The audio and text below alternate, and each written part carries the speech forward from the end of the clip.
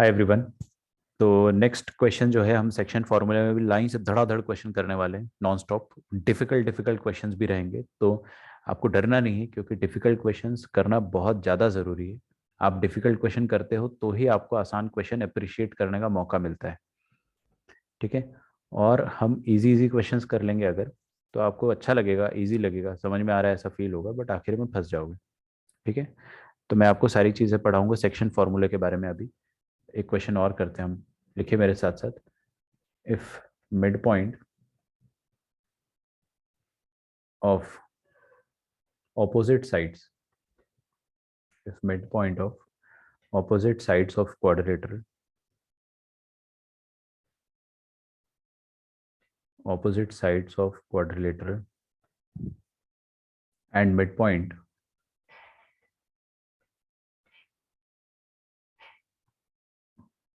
of diagonal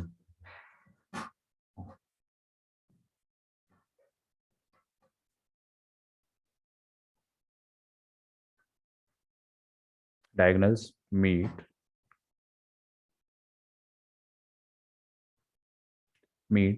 diagonals meet होगा ना, meet, then prove that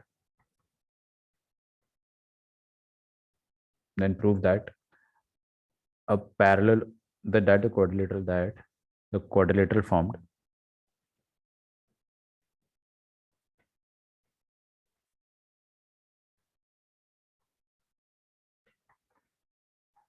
is a parallelogram। ठीक है। क्लासिक बोर्ड एग्जाम का क्वेश्चन है, और इसको आप कैसे खत्म करेंगे, इस क्वेश्चन को मैं आपको बहुत शांति से समझाऊंगा। ठीक है। धीरे धीरे आपको सुनना है कि मैं क्या बता रहा हूँ, और उसको फॉलो करना है। तो सबसे पहले तो mid point of opposite side of a quadrilateral, we have a quadrilateral, so I will draw a quadrilateral first of all. ये लो भाई, मैंने एक क्वाड्रिलेटरल बनाया। ठीक है। ये रहा क्वाड्रिलेटरल। क्वाड्रिलेटरल कुछ भी हो सकता है ना, चार साइडेड फिगर बना दिया मैंने, और इसके नाम दे दिया ए, बी, सी, डी। क्या बोला था मैंने कल आपको? कभी भी आपको कोई भी पॉलीगन मिले, मेरी बातें ध्यान से सुनोगे, कभी नहीं अटकोगे। कोई भी पॉलीगन दिखे तो चारों वर्टेक्स को आप कुछ मान लो। इस वर्टेक्स के कोऑर्डिनेट आमतौर पर हम कैसे मानते हैं, आम जिंदगी होती है ऐसा, 3,2,1 ऐसे वर्टेक्स होते हैं, या फिर x1, y1, z1। लेकिन वर्टेक्स वाली, सॉरी, वेक्टर वाली दुनिया में मेंटॉस जिंदगी चलती है। आप क्या वेक्टर वाली दुनिया में जो वर्टेक्स मानोगे, कोऑर्डिनेट मानोगे, उसको ए वेक्टर मानोगे। समझते हो ना ए वेक्टर क्या होता है? उस पॉइंट का पोजीशन वेक्टर, मतलब उस पॉइंट को आप ओरिजिन से ज्वाइन कर दोगे, अगर ओरिजिन से कभी भी ज्वाइन कर दोगे तो एक वेक्टर फॉर्म होगा। वो वेक्टर क्या होगा? वो ओ ए वेक्टर होगा। खैर, उस पॉइंट ओ ए, सॉरी, उस पॉइंट ए का पोजीशन वेक्टर ए वेक्टर मान लिया, बी का पोजीशन वेक्टर बी मान लिया, ये पॉइंट है ये सी वेक्टर मान लिया, इसको डी वेक्टर मान लिया। हमेशा आप ऐसे ही प्रोसीड किया करो। फिर आपसे कह रहा है कि इसका जो डायगोनल है,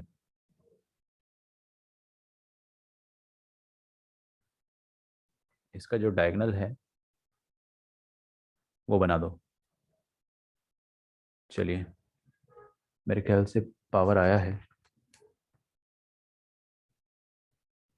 आके चला गया। ठीक है, कुछ नहीं कर सकते अभी ना, मेरे पास पावर कट वाला प्रॉब्लम है, बिकॉज मैं गांव में हूँ।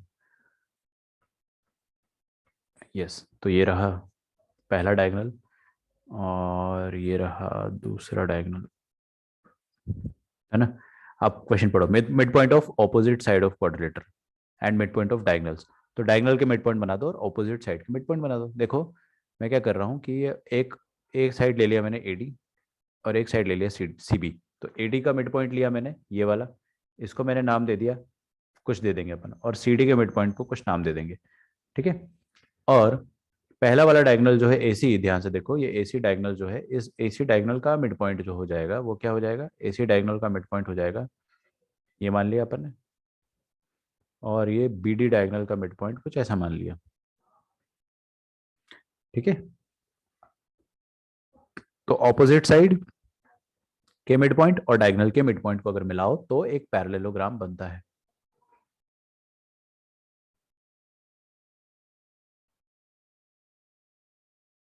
ठीक है। तो एक पैरेललोग्राम बनता है। ये पैरेलल, ऐसा प्रूफ करना है हमें। ये जो रेड वाला बना है हमें प्रूफ करना है कि ये पैरालेलोग्राम है। इसको मैंने पी क्यू आर एस दिया पॉइंट। अब देखो मैं बहुत आराम से एकदम मक्खन की तरह इसको सॉल्व करना चाहूंगा। कैसे? सबसे पहले आर का कोऑर्डिनेट, अगर ए का कोऑर्डिनेट क्या है, ए वेक्टर कोऑर्डिनेट है, आप डरो मत, आप ये मत सोचो कि सर ये तो वेक्टर है, ना ना ना, अरे वेक्टर ही है वो, लेकिन वो पोजीशन वेक्टर है। तो position vector is nothing but coordinate. I repeat the golden statement, position vector is nothing but the coordinate itself, coordinate ही होता है। तो ए का कोऑर्डिनेट है ए वेक्टर, इसके अंदर तीनों coordinate, X coordinate, Y coordinate, Z coordinate छुपे हुए हैं I cap J cap K cap के फॉर्मेट में। इसके अंदर भी तीनों कोऑर्डिनेट छुपे हुए होंगे, तो मतलब तीनों एक्स वाई जेड कोऑर्डिनेट सबके अंदर छुपे हुए। तो ये ए वेक्टर इसका कोऑर्डिनेट, इसका कोऑर्डिनेट है डी वेक्टर, तो इसका मिड पॉइंट है ना आर, तो आर के कोऑर्डिनेट क्या हो जाएंगे, A plus D vector by two, mid point theorem से। उसी तरह से ये पॉइंट पी का कोऑर्डिनेट क्या हो जाएगा, C plus B vector by two या B plus C vector by two. आ रहा है क्या समझ में? पक्का? ये पॉइंट बी के कोऑर्डिनेट है, आप समझो इस चीज को। इसका आई कैप जब इसके आई कैप के साथ मिलेगा तो एक नया आई कैप आएगा, तो वो पॉइंट पी का एक्स कोऑर्डिनेट रिप्रेजेंट कर रहा होगा। जब इसका जे कैप और इसका जे कैप मिलेगा तो एक इसका नया जे कैप आएगा, वो पॉइंट पी का वाई कोऑर्डिनेट रिप्रेजेंट कर रहा होगा। ठीक है, समझो इस चीज को। अब पॉइंट क्यू यहाँ पे आ जाइए। पॉइंट क्यू को कैसे लिखेंगे अपन? पॉइंट क्यू का कोऑर्डिनेट हो जाएगा A plus C by two, तो vector A plus vector C by two, मतलब position vector A plus position vector C by two. और पॉइंट एस के कोऑर्डिनेट क्या हो जाएंगे, position vector B plus position vector D by two. ये समझ में आ रहा है अपने को? अब हमें क्या प्रूफ करना है, you have to prove that P Q R S is a parallelogram. थोड़ा बचपन की फील आ रही है ना, 8th 9th में ऐसा किया करते थे, prove that it is a parallelogram. Prove that P Q R S is a parallelogram. ठीक है, पैरेललोग्राम प्रूफ करना मतलब आप ये प्रूफ कर दो कि ये वाला साइड और ये वाला साइड पैरेलल है, any two opposite sides parallel and equal, ऐसा प्रूफ कर। तो आप सोचिए ये पी एस, अच्छा एक बात बताओ मुझे, ये पॉइंट पी है, ये पॉइंट एस है, ठीक है, तो क्या मैं पी एस वेक्टर लिख सकता हूँ? पी एस वेक्टर, आराम से सोच कर देखो आप, P S vector can be easily return. P S vector मतलब क्या हो गया, बाद वाला पॉइंट माइनस पहले वाला पॉइंट। पी एस वेक्टर मतलब क्या हो गया, इधर देखो, नहीं देख रहे हो, position vector of S minus position vector of P, बाद वाला पॉइंट माइनस पहले वाला पॉइंट। तो एस का पोजीशन वेक्टर क्या है, वो अपन लिख लेंगे B plus D by two. ठीक है,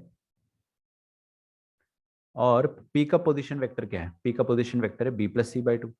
तो ये लिखा मैंने B plus C by two. आप ये सोचो कि ये कोऑर्डिनेट है, मैं 25 बार बोल रहा हूँ आपको, ये दिखता है वेक्टर लेकिन है कोऑर्डिनेट। आप समझो इस चीज को, this is nothing but X Y Z coordinate छुपा हुआ है इसके अंदर। ये फील आनी चाहिए आपको, B plus C by two. ठीक है, तो ये आ गया पी एस वेक्टर। मेरा क्या टारगेट है, मैं फिर से बता रहा हूँ आपको कि मेरे को प्रूफ करना है कि this P Q R S is a parallelogram, तो मैं ये वाला वेक्टर लेना चाह रहा हूँ पी एस, और ये वाला वेक्टर लूंगा मैं क्यू आर। मैं प्रूफ कर दूंगा कि ये दोनों वेक्टर पैरेलल है। दो वेक्टर पैरेलल कब होते हैं, जब किसी एक वेक्टर को लैम्डा टाइम्स दूसरा वेक्टर लिखा जा सके। तो अपन बस वही प्रूफ करना चाह रहे हैं। तो ये पी एस वेक्टर मैंने लिख डाला। हाँ, अब ये जो पी एस वेक्टर है, देखो इधर सामने, नहीं देख रहे हो आप? हाँ, देख रहे हो पक्का? कसम से देखो, ये पी एस वेक्टर जो है ना, दिस इज ए जीता जागता vector, this is not a point. ये पोजीशन वेक्टर नहीं है, ये जीता जागता एक लंबा सा ऐसा वेक्टर है, ये पी एस वेक्टर है। ठीक है, हालांकि ये पॉइंट को रिप्रेजेंट कर रहा है। समझ में आ रहा है फर्क आपको? बस यही इतना सा फर्क समझ में आना चाहिए, बहुत कंफ्यूजन होता है अदरवाइज। तो P S vector is a जीता जागता vector that can be written as, two तो नीचे आ जाएगा, B plus D minus B plus सी।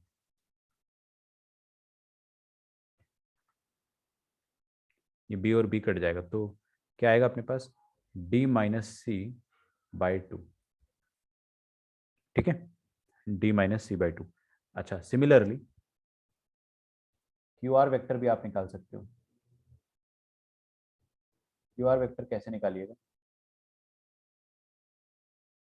ऑपोजिट साइड्स के वेक्टर को इक्वल प्रूफ कर दिया तो भी हो जाएगा, इक्वल आ जाएंगे विवेक, इक्वल आ जाएंगे। अच्छा विवेक, एक क्वेश्चन का आंसर दो मेरे को, बहुत अच्छा सवाल पूछा आपने। तो आपके लिए ये मान लो, ये पैरेललोग्राम है, ठीक है, ये वेक्टर ए बी है और ये वेक्टर सी डी है, डी सी है। तो ये ए बी वेक्टर और ये डी सी वेक्टर, क्या ये दोनों वेक्टर सेम है? यस और नो? हाँ यार इक्वल है ना, भले ही आपको दोनों अलग अलग दिख रहे हैं, एक ऊपर दिख रहा है एक नीचे दिख रहा है, लेकिन दोनों का लेंथ बराबर है, डायरेक्शन बराबर है, दे आर पैरेलल ना, तो एक दूसरे को ओवरलैप कर जाएगा, मतलब दोनों सेम। तो कहने का मतलब वही कर रहा हूँ मैं यहाँ पर भी। I just want to prove कि ये जो पी एस वेक्टर है, ये पी एस वेक्टर जो है और क्यू आर वेक्टर जो है वो दोनों सेम आ जाए, बस बस मेरा काम हो गया। बस आपको बोर्ड एग्जाम में यही टारगेट करना है, पैरेललोग्राम प्रूफ करना है। हाँ जी, तो पर ऑपोजिट। लेकिन दोनों का मैग्नीट्यूड भी तो सेम होना चाहिए इक्वल होने के लिए। अरे दोनों वेक्टर ही बराबर आ गए तो मैग्नीट्यूड भी बराबर, डायरेक्शन भी बराबर। हाँ सर ठीक है। यही तो पढ़ा है ना अपन ने फिजिक्स में, हाँ हाँ sir. Vectors are equal when their magnitude and directions are equal. तो वेक्टर ही इक्वल आ गए फिर तो डिस्कशन खत्म, ऐसा है। चलिए, तो मैं पी एस वेक्टर तो लिख चुका हूँ, अब आप मेरे साथ क्यू आर वेक्टर लिखिए। क्यू आर वेक्टर को कैसे लिखेंगे, आर बाद में, तो position vector of R, R के पोजीशन वेक्टर, आर पॉइंट है, sorry R is a vertex minus position vector of Q. ठीक है, तो आर का पोजीशन वेक्टर क्या है, A plus D by two, Q का क्या है, A plus C by two, तो A plus D by two minus A plus C by two. ठीक है, ये आ गया अपने पास क्यू आर वेक्टर। अब मैं क्या चाह रहा हूँ, मैंने फिंगर क्रॉस करी और मैंने बोला कि अगर ये इसके बराबर आ गया तो मेरे 4 नंबर पक्के बोर्ड एग्जाम, या 2 नंबर पक्के। ठीक है, तो मैंने क्या करा, डिवाइड बाई टू करा, और देखो क्या आ रहा है, A plus D minus A minus सी। तो ये आ गया, ए कट गया तो बचा क्या अपने पास, D minus C upon two. ये आ गया हमारे पास Q R vector. Oh my god, देख रहे हो अब, जय Bajrang Bali, P S vector और क्यू आर वैक्टर बराबर। दो वेक्टर बराबर तभी होते हैं जब दोनों पैरेलल हो। यार सिंपल सी बात है ना, दो वेक्टर्स बराबर तभी होंगे when they are parallel and equal in length, या they are equal in magnitude and direction. They are equal in magnitude and direction, maths में ऐसा ही होता है कि they are equal in magnitude and direction. और फिजिक्स में भी एक्चुअल में ऐसे ही होता है, लेकिन क्या फिजिक्स में सारे वेक्टर फ्री नहीं होते हैं, तो उतना फिजिक्स तो मैं पढ़ाऊंगा नहीं, है ना ही मुझे उतना फिजिक्स अभी आता है। लेकिन मैथ्स के हिसाब से अगर अपन देखेंगे तो दो वेक्टर बराबर तभी कहलाएंगे जब एक वेक्टर को परफेक्टली दूसरे वेक्टर पे ऊपर ओवरलैप किया जा सकता है ना। तो it implies that PS vector is equal to QR vector. It implies that PS का length will be equal to QR का length and मैग्नीट्यूड, जैसा रिचा ने बोला मैग्नीट्यूड तो बराबर होगा ही होगा, और डायरेक्शन भी, और PS का डायरेक्शन PS कैप से बोल सकते हैं अपन, हर वेक्टर का डायरेक्शन उसके कैप से रिप्रेजेंट किया जा सकता है। आई डोंट केयर कि कैप क्या होगा इसका, मेरे को कोई मतलब नहीं, बट यहाँ पे मैं लिख रहा हूँ कि PS कैप और QR कैप बराबर होगा, मतलब PS का डायरेक्शन और QR का डायरेक्शन बराबर होगा। ठीक है, लिख लो, since PS is parallel to QR। ठीक है, यहाँ पर देखो, अगर ऐसा आ जाता ना PS, देखो एक बार देख लो please, PS is equal to lambda times QR आ जाता फॉर एनी लैम्डा, तो आप क्या बोलते हैं, PS और QR पैरेलल है, क्योंकि एक को आप लैम्डा टाइम्स दूसरा लिख पा रहे हो। तो यहाँ पे वही तो हुआ है, एग्जैक्टली वही हुआ है, लैम्डा यहाँ पे 1 आ गया बस। है तो ये पैरेलल, बट जो पैरेलल पैरेलल का जो स्केलर आता है ना, वो स्केलर 1 आ गया है। Basically this is lambda times 1। और ऐसा कब होता है किसी भी क्वाड्रिलेटरल में कि opposite sides are equal and parallel, therefore opposite sides are equal and parallel, equal and parallel, and hence PQRS is a parallelogram। ठीक है, आगे बढ़ा जाए। चलिए, ब्राइटनेस मैंने मिनिमम कर दिया अपने पीसी का।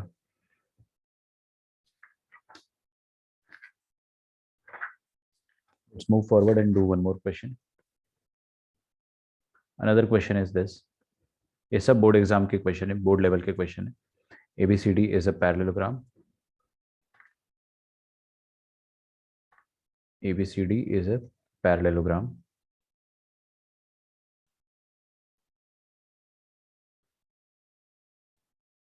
diagonals meet, diagonals meet at point P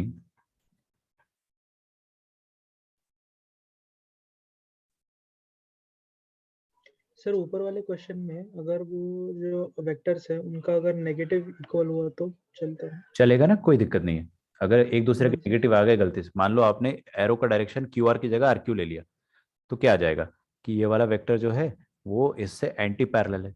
तो एंटी पैरेलल भी चलेगा क्योंकि क्वाड्रिलेटरल की साइड्स क्या होगी, है तो पैरेलल, एंटी पैरेलल मतलब साइड्स तो पैरेलल है, एंड इक्वल इन मैग्नीट्यूड भी हो जाएगा, बस दिशा अलग है उन दोनों की, डायरेक्शन अलग अलग आ रही है, चलेगा उस हाँ केस में। बट आपको क्या बोर्ड एग्जाम में आता है अगर ना, तो डिस्क्रिप्टिवली आपको समझाना पड़ेगा कि they are anti parallel and their magnitude is also equal, ऐसा करके therefore it is a parallelogram, कोई दिक्कत नहीं। Given that O is origin, अच्छा मैं आपको एक चीज समझाऊंगा अभी, then given that O is origin, then OA vector plus OB vector, पहले आप लिख लो, OC vector plus OD vector is equal to mu times OP vector. Find mu, mu का वैल्यू आप फाइंड करें।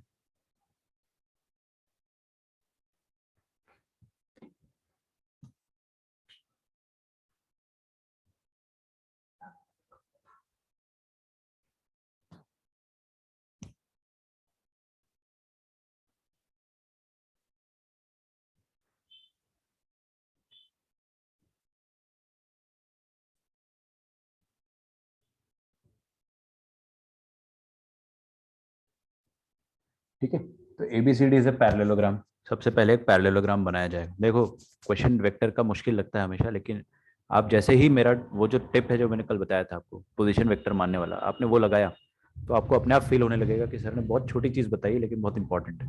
ABCD is a parallelogram, diagonals meet at point P, है ना। तो एक ये रहा ABCD, it is a parallelogram. इसके डायगोनल्स जो है वो पॉइंट P पर मीट कर रहे हैं।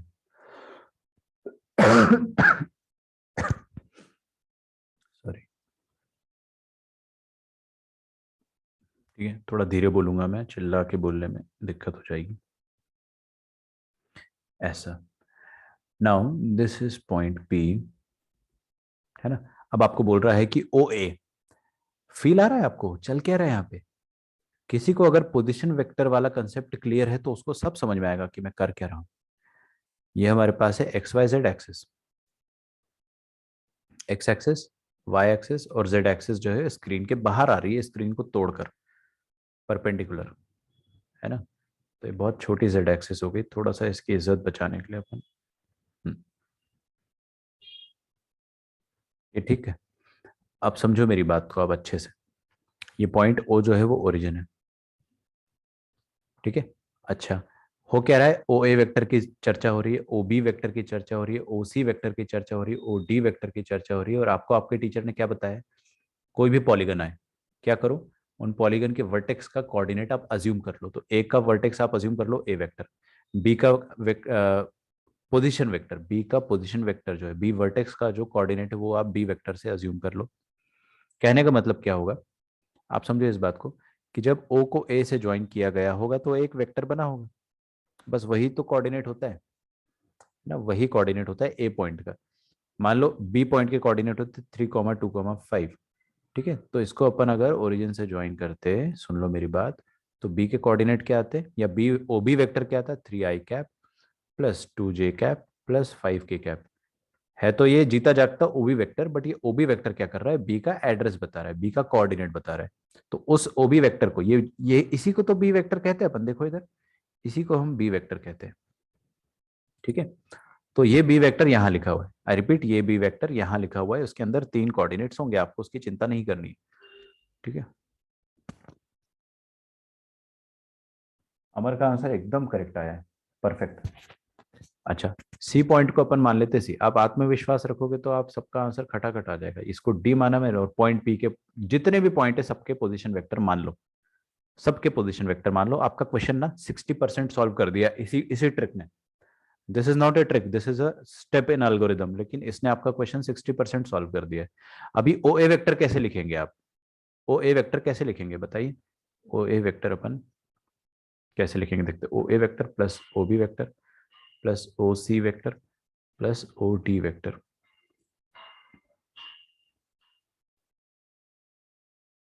ठीक है, 10 मिनट चलेगी मेरी बैटरी एट मैक्स, तो मैं दूसरे लैपटॉप से आ जाऊंगा, आप चिंता मत करो। There will be a break of 5 minutes or so. ठीक है, तो ओ ए वेक्टर क्या हो जाएगा? देखो सुनो सुनो सुनो, ओ ए वेक्टर क्या होता है, मैं यहाँ पे रफ में लिख देता हूँ। ओ ए वेक्टर होता है position vector of what, of A minus position vector of what, O. O A point का position vector minus O point का पोजीशन वेक्टर। तो ए पॉइंट का पोजीशन वेक्टर क्या है? A vector minus O point का position vector तो zero vector होगा, तो ए माइनस जीरो को मैं ए वेक्टर लिख डालू क्या? तो उसी तरह से मैं ओ ए वेक्टर को क्या लिख देता हूँ? A vector minus zero vector, that is A vector. Similarly O B O C O D can be written as A vector, B vector, C vector, D vector respectively. मैंने थोड़ा गलत बोल दिया, O A can be written as O B A vector, O B can be written as B vector, O C can be written as this and this. O P vector के बराबर है, mu times O P vector. तो mu times O P vector can be written as P vector. अब आपको क्या निकालना है? आपको निकालना है, हाँ सही है आपका आंसर, 4 सही है, 4 जिसका भी आ रहा सही। कैसे निकालेंगे अपन? देखो, म्यू निकालना है। सबसे पहले मैं क्या करूंगा, मिड पॉइंट, पैरेललोग्राम के डायगोनल्स एक दूसरे को बाइसेक्ट करते हैं। तो ये जो P होगा, P के कोऑर्डिनेट आप आराम से लिख सकते हो दो तरीके से। Coordinates of P can be written as, P can be written as ये वाला कोऑर्डिनेट प्लस ये वाला कोऑर्डिनेट बाय 2। ठीक है, दीज आर कोऑर्डिनेट्स इटसेल्फ। तो A प्लस सी बाय 2। ठीक है, यूजिंग डायगोनल AC। ठीक है, और ये BD की मदद से अपन यहाँ पर पॉइंट P के कोऑर्डिनेट लिख सकते हैं, B प्लस डी बाई 2। तो point P can be written as B plus D by 2। ठीक है, यूजिंग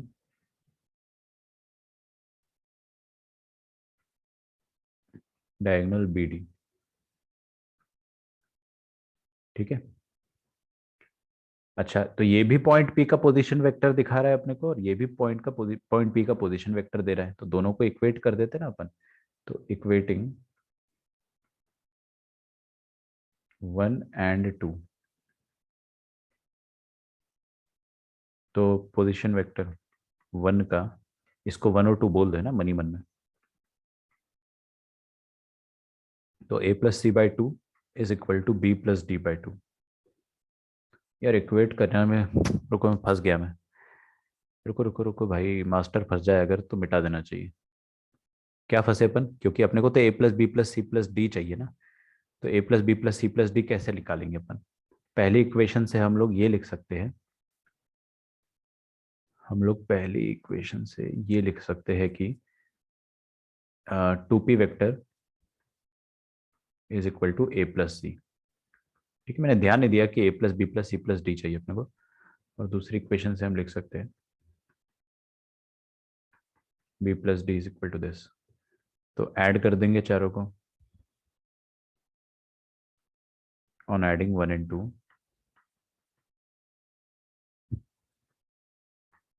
यस करेक्ट आंसर है। सबके जितने भी आंसर्स मेरे पास आए सबके करेक्ट आंसर है। A plus B plus C plus D, चमत्कार हो गया, लाइट आ गई। ये आ जाएगा 2P प्लस 2P that is 4P, mu आ जाएगा 4। ठीक है, चलिए very good.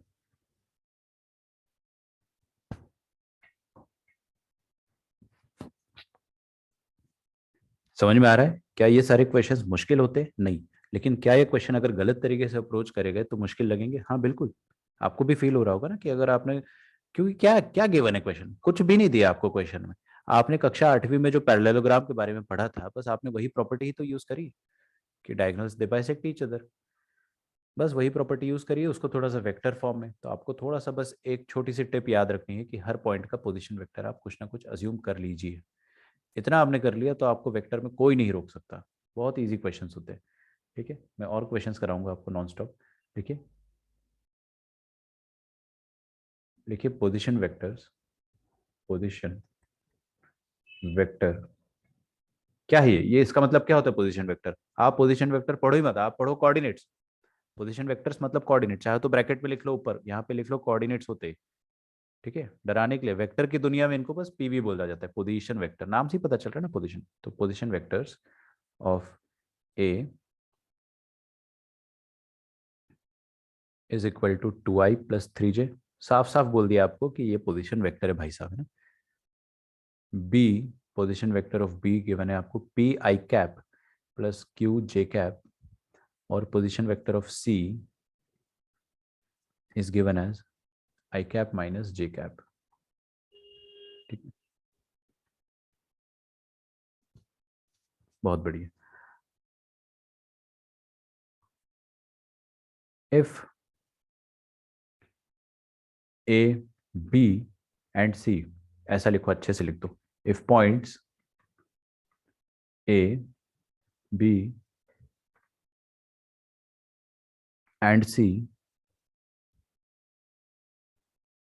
Are collinear, find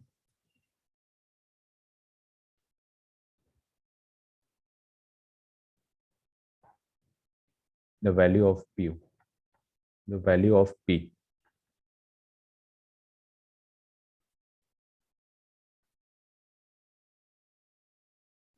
find the value of p।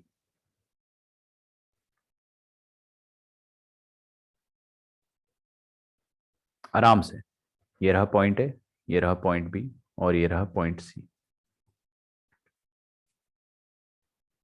Point A हो जाएगा 2i cap plus 3j cap, point B हो जाएगा P I cap plus Q J cap, और पॉइंट सी हो जाएगा I cap minus J cap. Coordinate है भाई साहब, ये कोऑर्डिनेट है। अब आपको बोला गया कि दे आर कोलिनियर, है ना। दे आर कोलिनियर मतलब they are lying on the same line. तो अगर ये दोनों सेम लाइन में है तो इनसे मैं दो वेक्टर बना सकता हूँ। एक वेक्टर तो मैं ए बी वेक्टर बना दूंगा, आगरा बॉम्बे वेक्टर, और एक वेक्टर में बॉम्बे कैलकाटा वेक्टर बना दूंगा। सोच पा रहे हो आप लोग? और ये दोनों वेक्टर में क्या खास बात होगी बताइए? ये दोनों वेक्टर में ये खास बात होगी कि both will be parallel to each other, या बोथ विल बी कोलिनियर। मैंने सिखाया ना आपको कि वेक्टर में कोलिनियर और पैरेलल सब एक ही होता है। ये देखो ये पैरेलल है, और ये देखो ये कोलिनियर है। एक ही बात है। कहने का मतलब, आपको अगर कोई कोलिनियर कहता है तो भी वही मतलब है, पैरेलल कहता है तो भी वही मतलब है। ठीक है क्या? अच्छा, तो मैं क्या करता हूँ, ए बी वेक्टर को लिख पाता हूँ। ए बी वेक्टर को कैसे लिखते हैं अपन? Position vector of B minus position vector of A. 25 बार फॉर्मूला लिखो जब तक आपकी खोपड़ी में फिट ना हो जाए। तो पोजीशन वेक्टर ऑफ बी क्या है? बी के पोजीशन वेक्टर है P I cap plus Q J cap. ठीक है, पूरा उसी फॉर्मेट में लिखो, P I cap plus Q J cap. और ए के पोजीशन वेक्टर क्या है? 2i cap plus 3j cap. तो क्या आपके पास ए बी वेक्टर आ गया? p minus 2i cap plus q minus 3j cap. ये आ गया आपके सामने ए बी वेक्टर।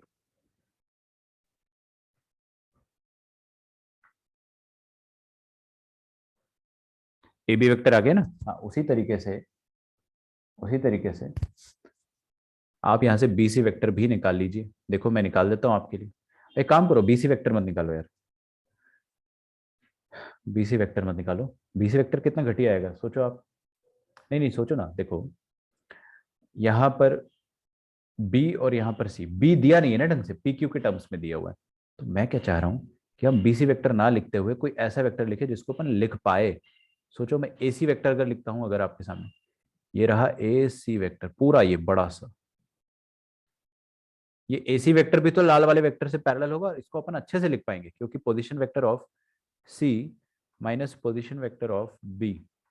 आपको सी का पोजीशन वेक्टर भी पता है कितना है, I cap minus J cap. और पोजीशन वेक्टर ऑफ बी क्या हो जाएगा? नहीं, सी माइनस ए हो जाएगा ना। क्या कर रहे हो यार, मैं ए सी लिखना चाह रहा हूँ ना, ए सी। AC ज़्यादा आसान होगा क्योंकि यहाँ पर A और C दोनों का पॉइंट अपने को पता है। तो आई कैप माइनस जे कैप, और ये क्या है, 2 आई कैप प्लस 3 जे कैप।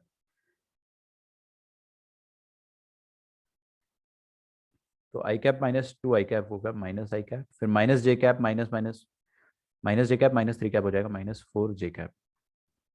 ये हो जाएगा AC वेक्टर। अब ये जो सुनो सुनो सुनो, खासकर आप सुनना, जो कल मेरे से डाउट पूछ रहे थे, ये जो AC वेक्टर आया ना, ये जीता जागता लंबा वेक्टर है। ठीक है, हालांकि ये जो C वेक्टर का पोजीशन वेक्टर है ना, ये पॉइंट है। फर्क समझो, और आपको कभी भी कंफ्यूजन नहीं होगा। डरते क्यों हो यार, क्वेश्चन में साफ साफ बोलेगा पोजीशन वेक्टर, आपसे छुपाएगा नहीं। पोजीशन वेक्टर मतलब पॉइंट, और ये AC वेक्टर जो आई कैप जे कैप के फॉर्म में आ रहा है, ये जीता जागता लंबा सा वेक्टर है। समझ में आ रहा है? चलिए, ये एक्चुअल में जो पॉइंट है, ये भी एक वेक्टर ही होता है जब इसको ओरिजिन से ज्वाइन किया जाए तो। ऐसा वो सब अपन ने पढ़ा है, तो आपको इन डेप्थ पता होना चाहिए, कभी भी कंफ्यूजन नहीं होना चाहिए। सिंस ABC आर कोलिनियर,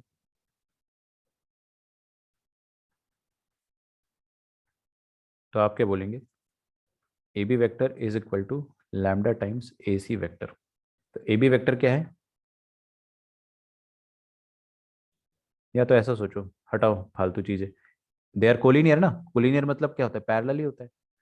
तो अगर ये दोनों पैरेलल है तो मैं ऐसा बोल सकता हूँ क्या, कि P-2 upon -1 is equal to Q-3 upon -4।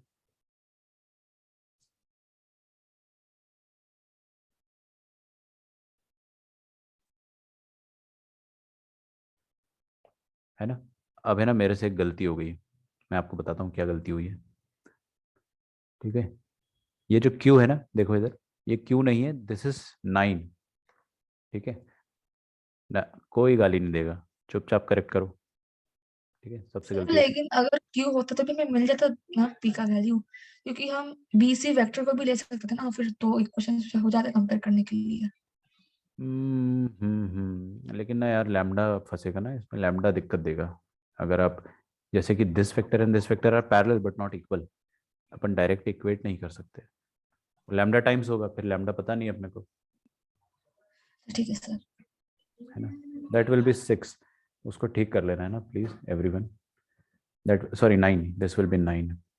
कोई दिक्कत नहीं है, क्वेश्चन गलत लिखा है अपन ने, सॉल्यूशन तो पूरा वही का वही है। एवरीथिंग विल बी वैलिड जो हमने पढ़ी है। बस आपको 9 कर लेना है। 9 - 3 कितना होता है, 6 होता है ना, बस खत्म। Everything is same. ठीक है, ये देखो भाई, जिंदगी हसीन हो गई दोबारा से। आपके पास पी का वैल्यू ही आ गया, ये माइनस और माइनस काट दो, और ये हो गया 3/2, मतलब 1.5। तो P-2 इज इक्वल टू 3/2 + 2, तो 7/2 आ रहा है। तो P का वैल्यू आ रहा है 7/2 या फिर 3.5, जैसा आपको लिखना सही लगे। ठीक है, तो it was an easy question, but इसमें अपन ने एप्लीकेशन सीखा है पैरेलल वेक्टर्स का। एरिया ऑफ ट्रायंगल से भी कर सकते थे आप, सेम क्वेश्चन को आप एरिया ऑफ ट्रायंगल से भी कर सकते हो, क्योंकि ये दो ही पॉइंट दिए ना। अच्छा, मैं आपसे अगर पूछता हूँ, सुन लो है ना, अच्छी अच्छी, ये सब छोटी छोटी मगर मोटी बातें। अगर मैं बोलता हूँ आपको पॉइंट ए का position vector 2 i cap + 3 j cap है ना, तो this is as good as point A के कोऑर्डिनेट 2, 3 होना। पॉइंट बी के पोजीशन वेक्टर, बात मेरी सुनो, वेक्टर नहीं, पोजीशन वेक्टर। पोजीशन वेक्टर अगर P-i कैप + 9 j कैप है, तो इसका मतलब this is as good as इनके कोऑर्डिनेट्स कार्टेशियन सिस्टम में P, 9 होते, इसके कोऑर्डिनेट 1, -1 होते कार्टेशियन सिस्टम में। ठीक है,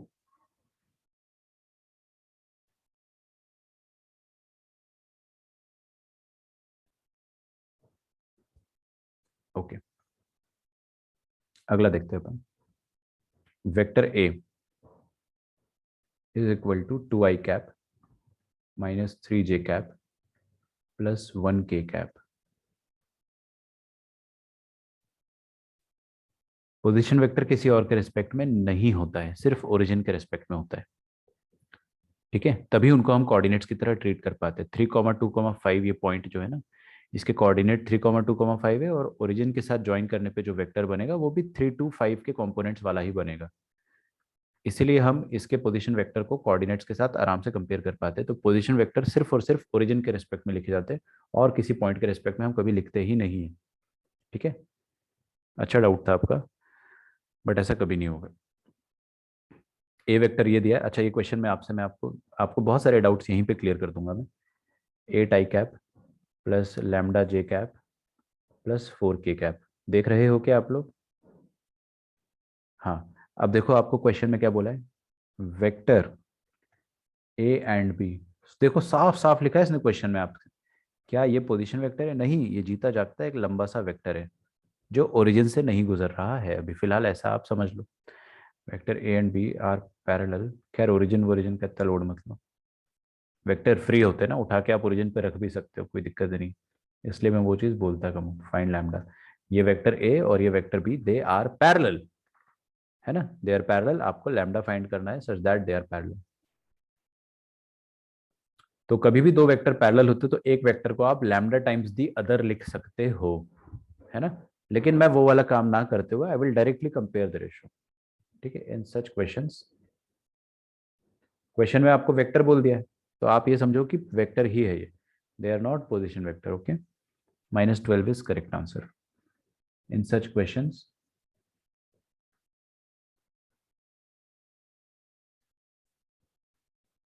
directly compare the ratios, that is I cap का रेशियो 2/8 और -3/λ और 1/4। ठीक है,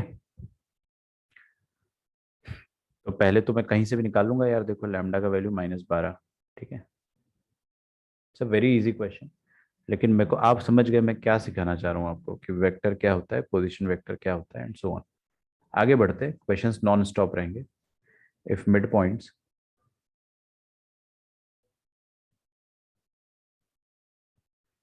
if midpoints of BC, CA, AB are DEF,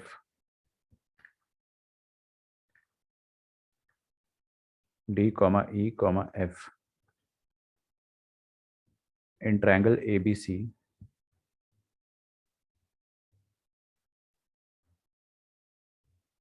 respectively। ठीक है,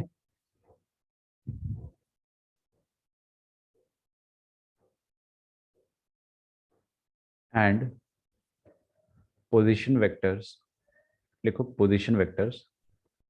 साफ साफ कितने सिंपल भाषा में आपको समझा रहा है वो क्वेश्चन वाला, आपसे बिल्कुल कुछ छुपा नहीं रहा है, बस आपको समझ में आना चाहिए। Position vectors of A, B and C are respectively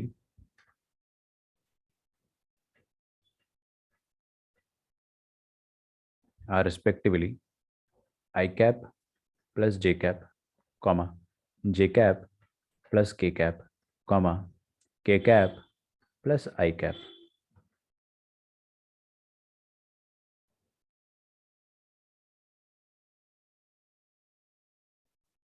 ठीक है, समझेंगे इस चीज को। सबसे पहले अपन, हमारे पास एक ट्राइंगल है,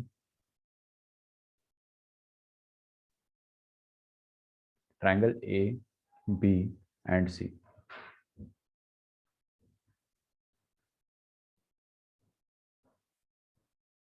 हाँ यार, क्वेश्चन तो लिखा ही नहीं, क्वेश्चन मैंने आगे लिखा ही नहीं। If mid points of B C C and there D E F respectively in position, then find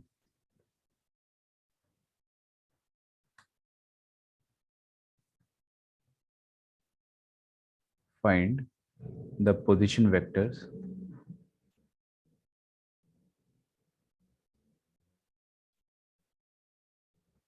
of centroid of triangle A B C. Time allotted is 60 seconds. 60 seconds में आप ये क्वेश्चन को, class का हर बच्चा इतना काबिल है, ठीक है, आराम से सॉल्व कर सर सकते हो। ABC या DEF? अरे यार कितना सिली क्वेश्चन पूछा तुमने, बताओ मेरे को इसका जवाब खुद ही। अच्छा अच्छा, नहीं समझा। समझा क्या? जोर से बोलो, हाँ सबको सर, सुनाई दे। हाँ दोनों का सेम ही होगा। हाँ बस बस यही मेरे को सुनना है, करो।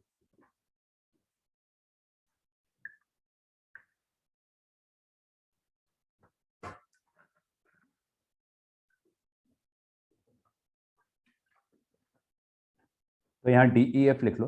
आपका कहने का मतलब मैं समझ गया कि सर DEF से क्वेश्चन ज्यादा चैलेंजिंग साउंड कर सकता है, किसी को अगर थ्योरी नहीं आती है तो। करो।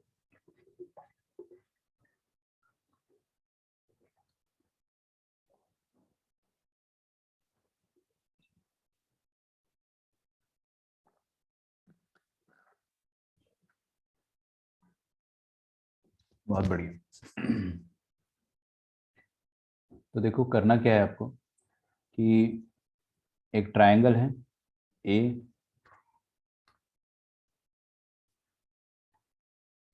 B C. इस ट्रायंगल के आपको पोजीशन वेक्टर दे रखे आई कैप प्लस जे कैप, फिर जे कैप प्लस के कैप, और यहाँ पे दे रखा है के कैप प्लस आई कैप।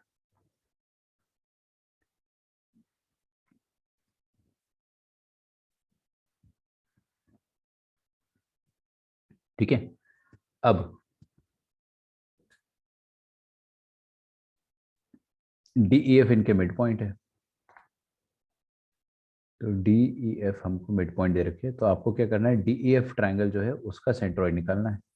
और ये आपको मैं स्ट्रेट लाइन चैप्टर में पढ़ा चुका हूँ कि मिड पॉइंट से जो ट्रायंगल बनता है उसका भी सेंट्रॉइड वही आता है जो ओरिजिनल ट्रायंगल का होता। दोनों का सेंट्रॉइड सेम होगा। किसका? जो बड़ा ट्रायंगल है और ये जो मिड पॉइंट से बन रहा है उन दोनों का। ये सब अपने को बहुत पहले से पता है। ठीक है। ये चीज़ मैंने आपको क्लास 10th में भी बताई थी, कोई ने अगर पढ़ा होगा तो तब भी हमने देखा था, सेंट्रॉइड का डाउट किसी ने पूछा भी था तब मेरे से। तो हम लोग 3 साल से एक चीज़ पढ़ते आ रहे हैं। अब अपने को निकालना है centroid of triangle DEF will be same as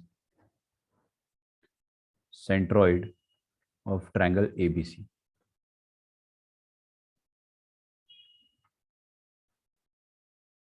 ठीक है। तो DEF का सेंट्रॉइड जो होगा वो ABC के बराबर होगा, तो सेंट्रॉइड ऑफ ABC में निकाल लेता हूँ। क्या हो जाएगा? Position vector of A plus position vector of B plus position vector of C divided by 3। आपको पोजीशन वेक्टर में टेंशन ही नहीं लेना है। आपको XYZ अलग अलग मत करो, आप एक साथ करो। पोजीशन वेक्टर की यही खासियत होती है कि पूरा पोजीशन वेक्टर एक साथ लेकर सारे calculation, section formula, mid point theorem, ये सब किया जा सकता है। तो A का पोजीशन वेक्टर है I प्लस जे, B का पोजीशन वेक्टर है J प्लस के, और C का पोजीशन वेक्टर है K प्लस आई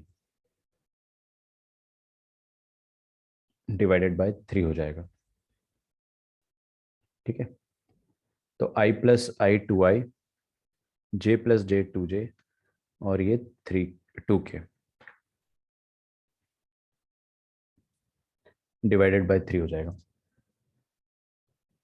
तो हो जाएगा आपके साथ position vector of centroid of कोई भी है, आप DEF ले लो या फिर ABC ले लो, तो 2/3 2/3 2/3।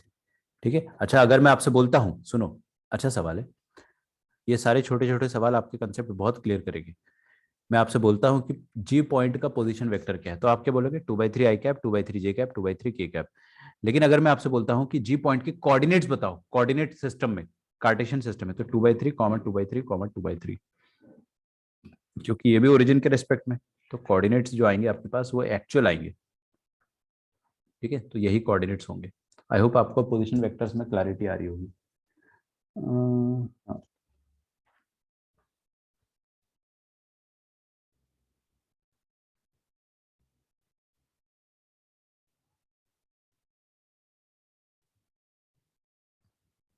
एक सिंपल सी प्रॉपर्टी लिखेंगे फिर।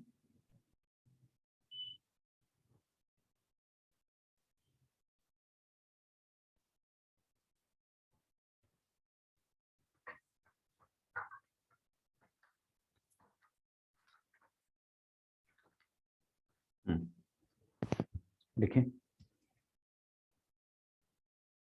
Internal angle bisector, internal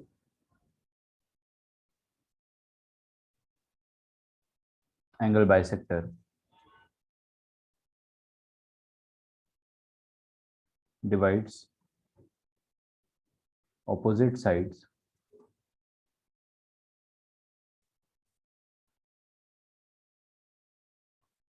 in the ratio of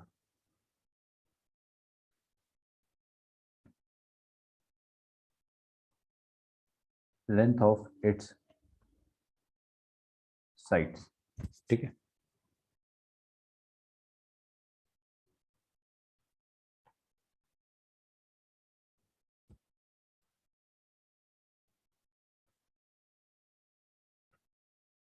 internal angle bisect, अब समझाऊंगा भाई, लिख तो लो पहले, फड़फड़ाओ मत कि क्या लिख दिया सर, सब समझाऊंगा।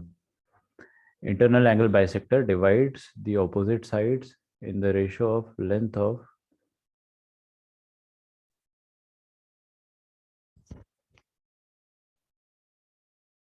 थोड़ा और इसको अच्छे से मैं लिख सकता हूँ वैसे तो,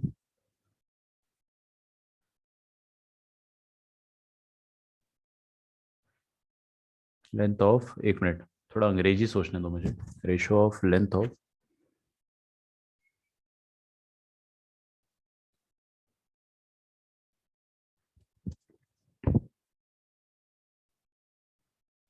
साइड ऑपोजिट टू इट।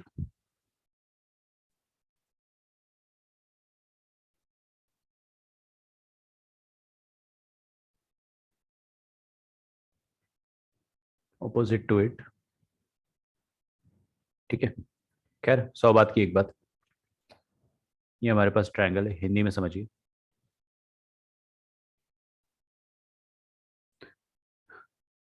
ये रहा angle A, angle B, angle C, ठीक है। ये रहा एंगल बी।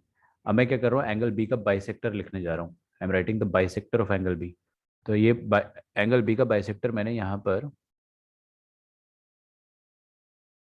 ये रहा एंगल बी का, एंगल ए का बाइसेक्टर, एंगल ए का बाइसेक्टर मैंने बनाया, उसको नाम दे दिया मैंने एम। ठीक है, तो एंगल ए ने, मान लीजिए कि ये वाली साइड का लेंथ पी है और ये वाली साइड का लेंथ क्यू है। ठीक है, तो आप इस चीज को समझो, आपकी समझा कह रहा हूं मैं। ये जो एंगल है ए और ये वाला एंगल जो है वो दो इक्वल हिस्सों में बटा है। ठीक है, इक्वल हिस्सों में बटा है। तो ये जो इसका पहला वाला हिस्सा है वो कौन सी साइड को कंटेन कर रहा है, किस साइड के एडजेसेंट है, पी। ठीक है, मतलब ए बी साइड के एडजेसेंट है। और इस एंगल का दूसरा वाला हिस्सा किसको कंटेन कर रहा है, क्यू को कंटेन कर रहा है। तो इसके सामने वाली जो साइड है ना वो भी सेम प्रोपोर्शन में ही डिवाइड होगी। मतलब ये छोटा वाला एंगल जो है वो जिसको कंटेन कर रहा होगा, और दूसरा वाला छोटा वाला मतलब आधा वाला एंगल, और ये दूसरा आधा एंगल जो है वो जिस साइड को कंटेन कर रहा होगा, उसी रेशो में इनके ऑपोजिट वाली साइड्स होगी। मतलब ये वाले एंगल के सामने वाला जो प्रोपोर्शन होगा that will be ratioing as P. इसका रेशो जो होगा वो भी पी कॉमा क्यू होगा, इस तरह से। मतलब क्या हो गया, आसान भाषा में, इस एंगल ने इस साइड को कंटेन करा पी को, इस एंगल ने इस साइड को कंटेन करा, तो इसके सामने जो साइड डिवाइड हो रही है वो भी इस पी इस टू क्यू के प्रोपोर्शन में ही डिवाइड होगी। समझ में आ रहा है आपको ना? ठीक है, तो ये एंगल बाइसेक्टर भी सामने वाली साइड को इस पी इस टू क्यू के प्रोपोर्शन में डिवाइड करेगा। ये बहुत इंपॉर्टेंट चीज है, इससे आपको आराम से बहुत सारे क्वेश्चंस मिल सकते हैं, बिकॉज ये सिंपल सा कंसेप्ट है और इससे सेक्शन फॉर्मूले के बड़े क्लासिक क्वेश्चंस बनाए जा सकते हैं। आप ही खुद एक क्वेश्चन बना दोगे सेक्शन फॉर्मूला का। अभी तो मैं आपको एक क्वेश्चन देता हूं।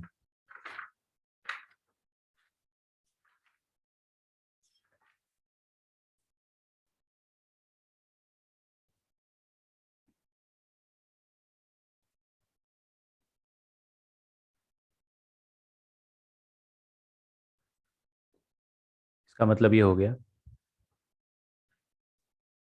इसका मतलब ये हो गया, मेरे को लिखना चाहिए क्या, कि A B upon A C,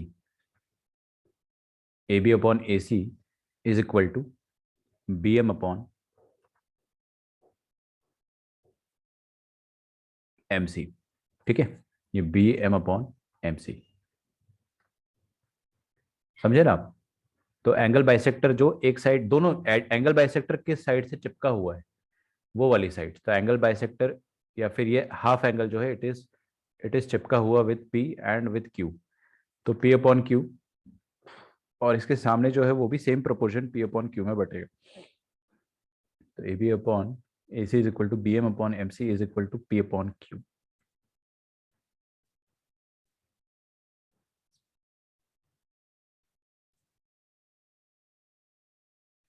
question लिखिए इफ ए 1 कॉमा -1 कॉमा -3। अब देखो आपको ईमानदारी से इसने शराफत से अब इसने आपको इसका एड्रेस दिया ए का कोऑर्डिनेट सिस्टम में। ये थोड़ा देख के हमको अच्छा लगता है, पोजीशन वेक्टर हमारे लिए नया है, बट ठीक है। इफ ए ये है और बी 2 कॉमा 1 कॉमा -2 है एंड सी -5 कॉमा 2 कॉमा -6 है, these are position vectors of triangle ABC. Position vector of triangle ABC.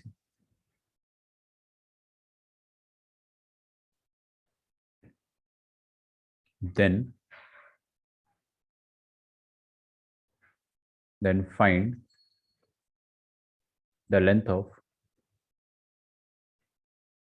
अभी आने वाले क्वेश्चंस डिफिकल्ट मैं आपको कराऊंगा, एकदम एक्सट्रीम खतरनाक लेवल वाले 2 क्वेश्चंस कराऊंगा मैं, एकदम एडवांस और ओलंपियाड लेवल के, लेकिन आपको समझ में आएगा, अच्छे से सुनना पड़ेगा, ठीक है। Then the length of bisector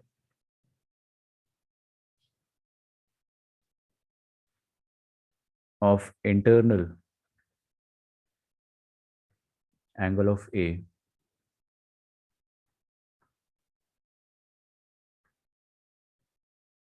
ठीक है। कुछ भी खास नहीं अभी अपन ने देखा क्वेश्चन में। हमारे पास एक ट्रायंगल है,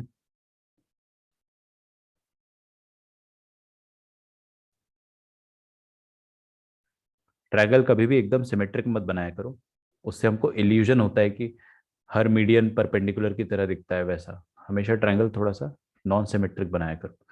ये रहा हमारे पास ट्रायंगल एबीसी। ए के कोऑर्डिनेट हमको पता है 1 कॉमा -1 कॉमा -3। अच्छा बताओ बताओ बताओ बताओ, नहीं सुनोगे पछताओगे। ये ए का कोऑर्डिनेट 1 कॉमा -1 कॉमा -3, तो इसके पोजीशन वेक्टर कैसे लिखते हैं अपन? आई cap minus J cap minus 3 के कैप, बस ऐसे ही। वही होता है, एक ही चीज होती है। ये मैं बार बार आपको इसीलिए बताता हूँ ना, ताकि आपको कभी जीवन में कंफ्यूजन ना है। कभी तो समझोगे, कभी तो सुनोगे। 2 कॉमा 1 कॉमा -2 और सी क्या है? -5 कॉमा 2 कॉमा -6। अब हमको बोला गया है कि find the length of bisector of internal angle of A. A का जो इंटरनल एंगल है, इसका कुछ ना कुछ बाइसेक्टर है, उस बाइसेक्टर का length, that is A D, ये आपको पता करना है। तो आपको एडी लेंथ पता करना है।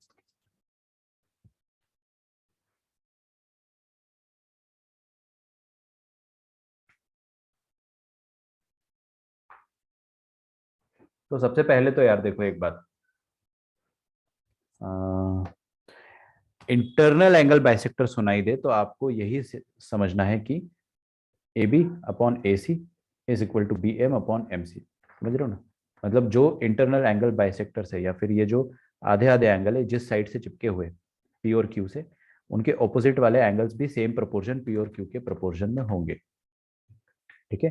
तो यहाँ पर ये वाला इंटरनल बाइसेक्टर किससे चिपका हुआ है? ए बी से। और ये किससे चिपका हुआ है? ए सी से। तो इनके सामने जो बी डी और डी सी है, बी डी और डी सी, ये इनका रेशो भी ए बी अपॉन ए सी के बराबर होगा। ये आपको पता होना चाहिए। आ रही है आपको बात समझ में? पक्का?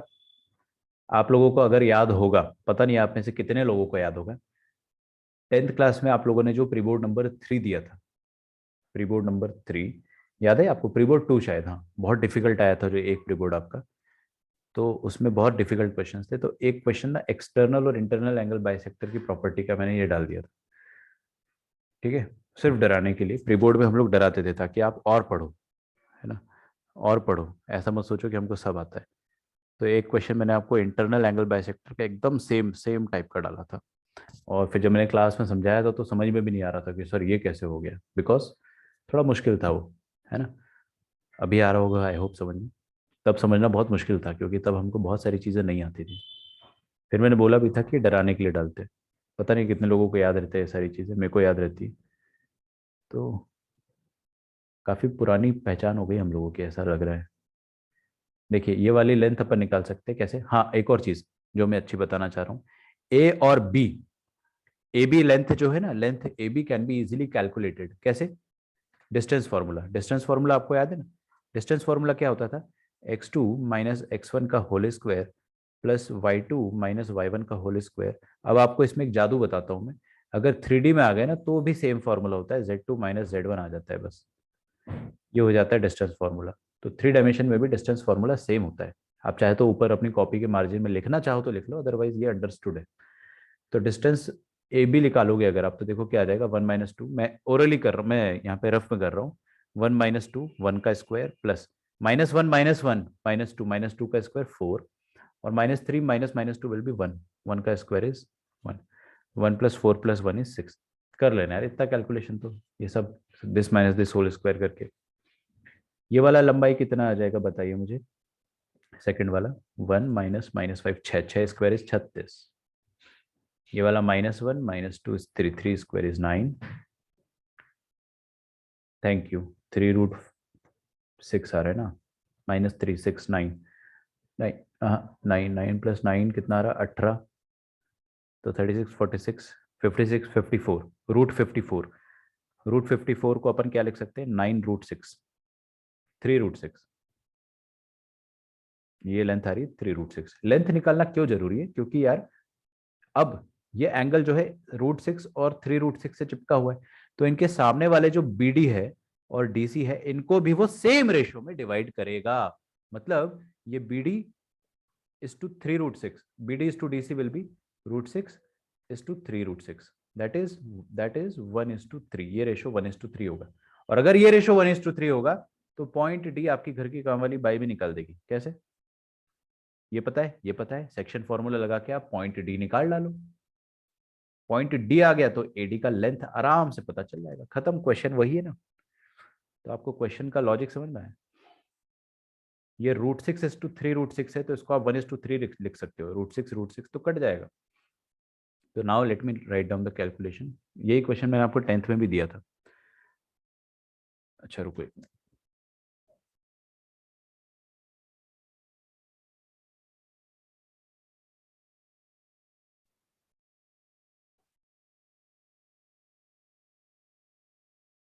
ओके। तो BD upon DC is equal to AB upon AC, और AB upon AC is √6 upon 3√6।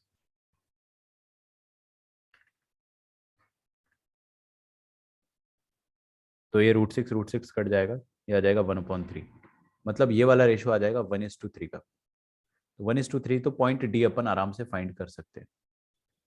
Point D कैसे फाइंड करेंगे, अब देखो आम जिंदगी क्या होगी ना कि आप सेक्शन फॉर्मूला 3 दफे लगाओगे, 3 बार। कैसे, आई होप आप देख रहे हो, देखो mx1 + nx2 upon m + n 1 + 3। एक बार आपने x कोऑर्डिनेट निकाला, वैसे एक बार आपने y कोऑर्डिनेट निकाला, एक बार आपने z कोऑर्डिनेट, 3 मेहनत लगी ना। लेकिन मैं वैसा नहीं हूं, मैं क्या करूंगा, ये पॉइंट बी का पोजीशन वेक्टर b वेक्टर है, इसका पोजीशन वेक्टर c वेक्टर है, मैं एक बार में निकालूंगा। 1 × c का पोजीशन वेक्टर प्लस 3 × b का पोजीशन वेक्टर अपॉन 1 + 3। ये क्या आएगा, ये पॉइंट डी का पोजीशन वेक्टर आ जाएगा, और पोजीशन वेक्टर ही तो कोऑर्डिनेट होते हैं। पोजीशन वेक्टर्स जो है वो शक्तिमान है और कोऑर्डिनेट्स गंगाधर है। बहुत कम लोगों को ये समझ में आएगा, बट फिर भी किसी ने शक्तिमान देखा हो तो ठीक है, पोजीशन वेक्टर ही कोऑर्डिनेट है। तो सी वेक्टर क्या है देखो, -5i + 2j -6k। वैसे मूवी आने वाली है शक्तिमान पे 3 टाइम्स, ये 2i, तो 3 × 2 6i, 3 × 1 3i 3j, और 3 × -2 6k। ठीक है, this whole thing divided by 3 + 1,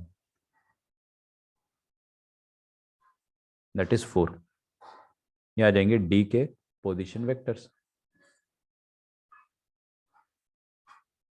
ठीक है, तो CBSE स्टाइल में यहाँ पे नाउ लिख देना। नाउ नाउ लिखो तो उनको लगता है कि बहुत कुछ कर चुका है ऑलरेडी, अब आगे भी कुछ करने जा रहा है। 6 - 5 आ जाएगा 1i, 3 + 2 इज 5j, और -12k, and everything will be divided by 4।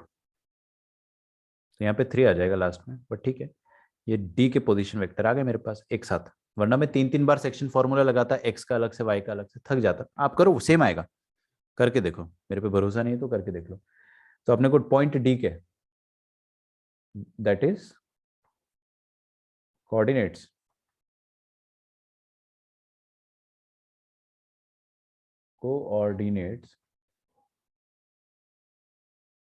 of point D are 1/4, 5/4, -3। बस, तो लेंथ ऑफ AD निकाल लेंगे ना अपन।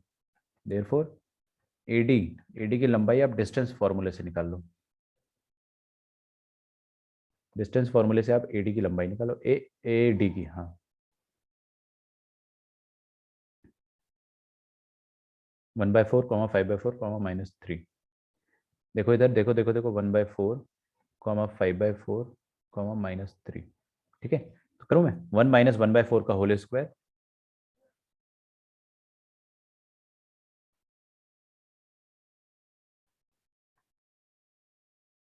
फिर आगे आ जाएगा -1 -5/4,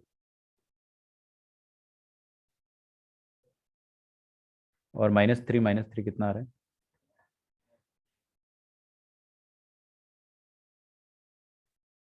ये 0 आ रहा है, तो ये 3/4 आ जाएगा।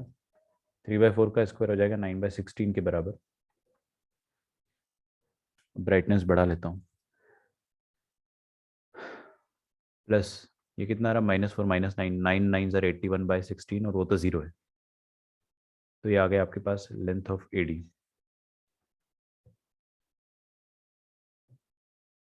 तो ये 81 + 9 हो जाएगा 90/16 का अंडर रूट। तो ये हो जाएगा 4, और ऊपर 90 है ना, 90 कैन बी रिटर्न एज 9 × 10, 9 को बाहर निकाला 3√10, बस 3√10/4।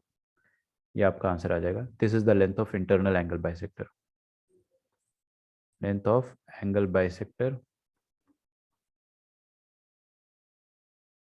Of A. Please right it down.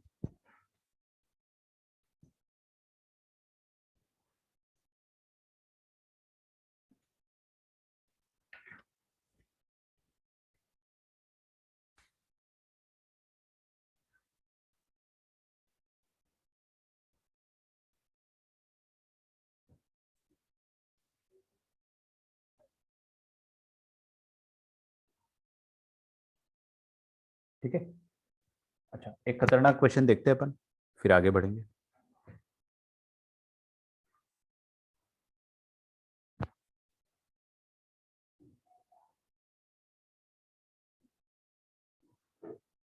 को इनिशियल वेक्टर। अब आप बोलोगे सर आपने तो लिखवाया ही नहीं डेफिनेशन को इनिशियल का। को इनिशियल मतलब वो वेक्टर जो एक ही पॉइंट से, एक ही इनिशियल पॉइंट से ओरिजिनेट कर रहे हैं। 3 को इनिशियल वेक्टर्स, सब पढ़ा हुआ है अपना ना, of magnitude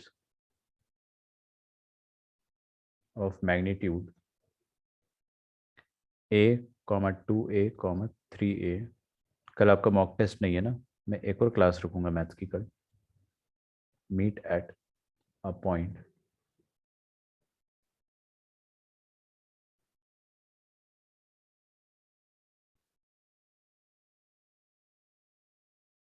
and their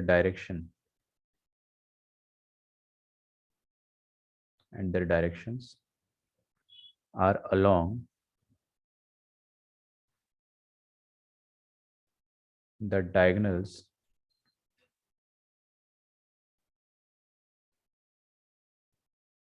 of 3 adjacent faces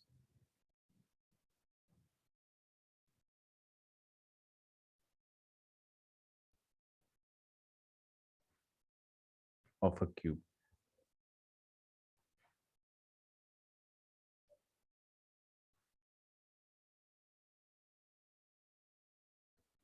The resultant is R vector।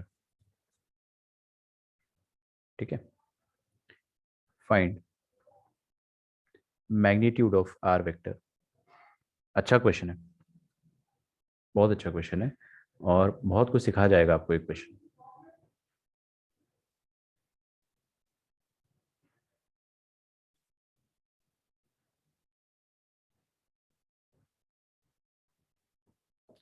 Cube पता है आपको क्या होता है? Cube, what is a cube? हाँ पता है ना क्यूब। तो एक क्यूब है, I want you to imagine it. एक बार आप चाहे तो ये क्वेश्चन पढ़ो और इमेजिन करो, देखते हैं कर पाते हो या नहीं।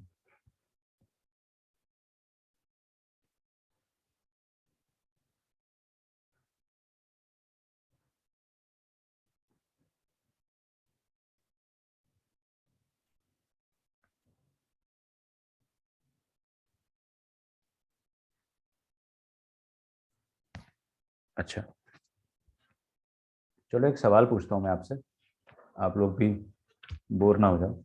इजी क्वेश्चन, बताइए मुझे कि अगर, अमर मेरे को बताओ, अमर, एक बॉडी है, उसकी वेलोसिटी, सॉरी उसकी स्पीड जो है उस, या उसकी वेलोसिटी का जो मैग्नीट्यूड है वो 10√3 मीटर पर सेकेंड है, ठीक है।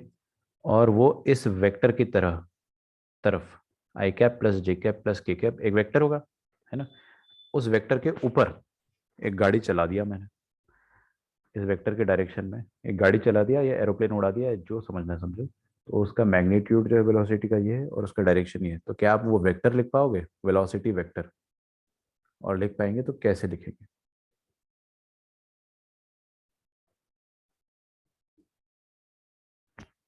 वेलोसिटी कैसे लिखेंगे बताइए मुझे, कोई भी बता दो। अमर आप ये, अरे आप बता दो। मुझे क्वेश्चन ही नहीं समझ। एक बॉडी है, ठीक है, उसकी स्पीड है ये और उसका डायरेक्शन है ये, ठीक है। तो फाइनली मतलब उसकी वेलोसिटी का मैग्नीट्यूड है ये, और वो इस वेक्टर के अलोंग मूव कर रही है। तो what is its velocity vector? उसका वेलोसिटी वेक्टर क्या होगा? कहने का मतलब ये है, velocity vector is nothing but जो उसका मैग्नीट्यूड है, दैट मैग्नीट्यूड इनटू उसका डायरेक्शन,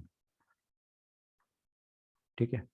क्योंकि वो जो गाड़ी है उसकी स्पीड या उसकी वेलोसिटी एक ही बात है ना, सिंस इट इज मैग्नीट्यूड, अपन कुछ भी कह सकते हैं उसको। तो मैग्नीट्यूड जो है, हाँ सही कह रहे हो आप लोग कमेंट में, मैग्नीट्यूड जो है वो 10√3 मीटर पर सेकेंड है। और डायरेक्शन क्या हो जाएगा, I cap J cap K cap का, ये एक वेक्टर है ना, आई cap plus J cap plus K cap, ये यूनिट वेक्टर नहीं है, this is not a unit vector, इसका मैग्नीट्यूड √3 आएगा। तो ये यूनिट थोड़ी आ रहा है इसका मैग्नीट्यूड। तो इसका यूनिट वेक्टर जो होगा वो ले लेंगे। मान लो ये वेक्टर जो है I cap plus J cap plus K cap ये है, और गाड़ी जो है इसी डायरेक्शन में चल रही है। तो इसका यूनिट वेक्टर जो होगा वो डायरेक्शन रिप्रेजेंट करने के काम आएगा, that is I cap plus J cap plus K cap divided by √3, this is the direction of this vector. तो गाड़ी का मैग्नीट्यूड ये है स्पीड का, और उसकी दिशा जो है वो ये है। तो उसका वेलोसिटी वेक्टर क्या होगा, मैग्नीट्यूड इनटू डायरेक्शन। कहने का मतलब ये है कि ये चीज़ हम फिजिक्स में बहुत किया करते थे, मैग्नीट्यूड इनटू डायरेक्शन वाला। कोई भी वेक्टर को लिखना तो उसका बस आपको लंबाई पता हो, मैग्नीट्यूड, और उसका डायरेक्शन पता हो, ठीक है।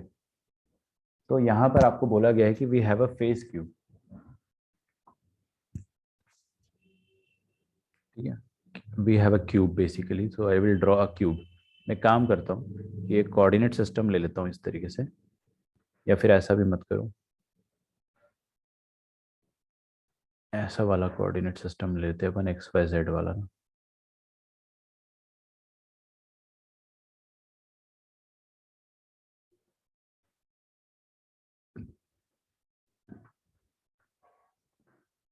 अमर कैलकुलेशन तुम्हारी क्लोज है, एक गलती कर दी तुमने। मैं बताता हूँ क्या गलती करी, लेकिन थोड़ा आइडेंटिफाई करो। √14 नहीं आएगा,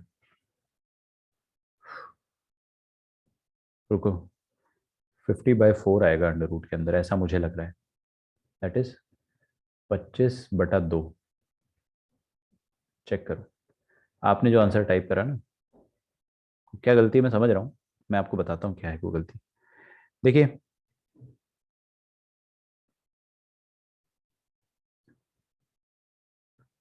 ये मैंने बनाया एक क्यूब, सॉरी क्यूबॉइड नहीं है ना, क्यूब है तो बराबर लेंथ का बनाना पड़ेगा।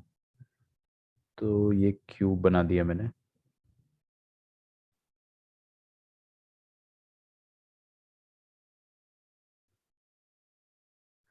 ठीक है। आप मेरे साथ साथ ड्राइंग करो, मेरी ड्राइंग बहुत अच्छी भी नहीं है लेकिन बहुत खराब भी नहीं है।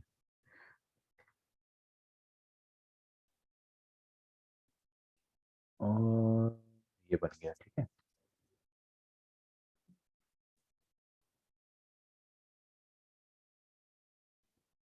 ये क्यूब बना डाला मैंने, और एक्स वाई जेड सिस्टम मैंने इसीलिए बनाया है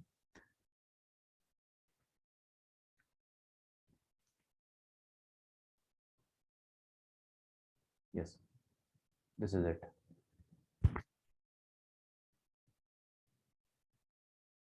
ठीक है, you people are close but I think answer match नहीं कर रहा है।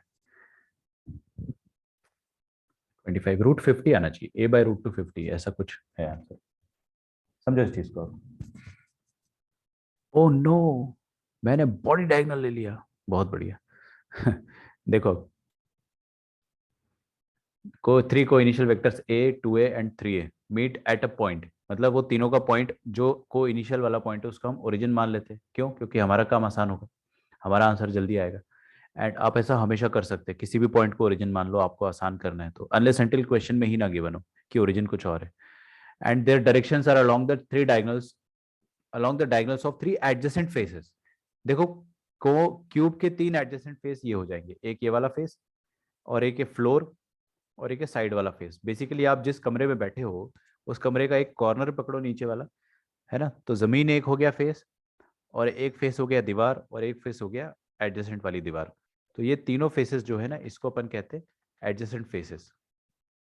ठीक है, तो ये तीनों एडजेसेंट फेसेस जो है, इनसे इनके डायगोनल के अलोंग 3 वेक्टर जा रहे हैं। तो एक वेक्टर जो है उसकी लंबाई a है। तो मैं क्या करता हूँ कि पहला डायगोनल जो है वो, इसको C मान लो, इस पॉइंट को, इसको A मान लो, इसको B मान लो। तो पहला डायगोनल जो है उसको मैं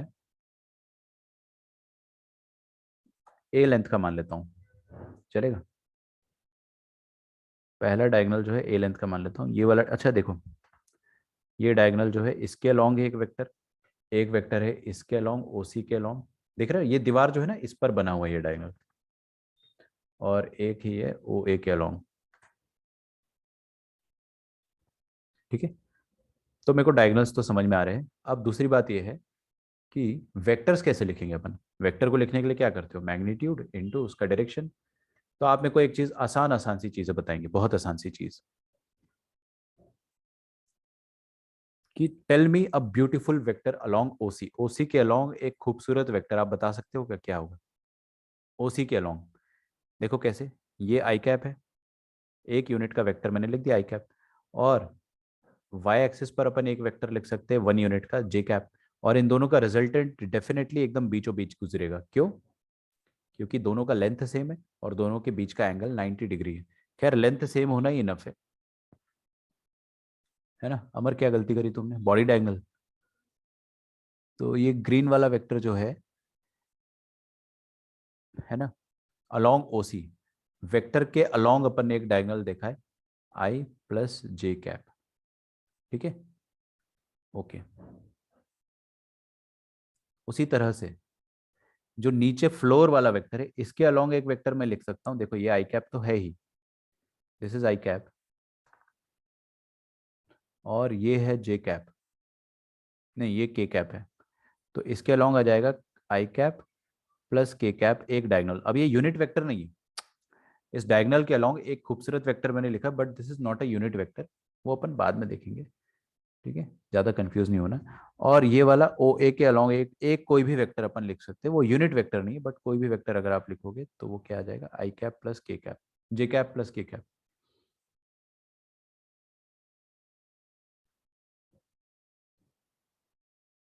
ठीक है, तो बाकी सारी चीजें मैं इरेज कर रहा हूँ, बिकॉज वो आपको एक तरीके से इल्यूजन देगी, है ना। तो ये तीनों डायगोनल्स के अलोंग 3 खूबसूरत वेक्टर लिखे जा सकते हैं, आई प्लस जे प्लस के एंड आई प्लस के। ठीक है, अब मेरे को क्या करना है, इन तीनों के अलोंग एक गाड़ी चलानी है। ठीक है, एक गाड़ी चलानी है, और गाड़ी का मैग्नीट्यूड, गाड़ी का जो स्पीड रहेगा वो ए रहेगा, 2a रहेगा और 3a रहेगा, ऐसा अपन सोचो। तो स्पीड अपने को पता है, वेलोसिटी वेक्टर अपन लिख सकते हैं। उसी तरह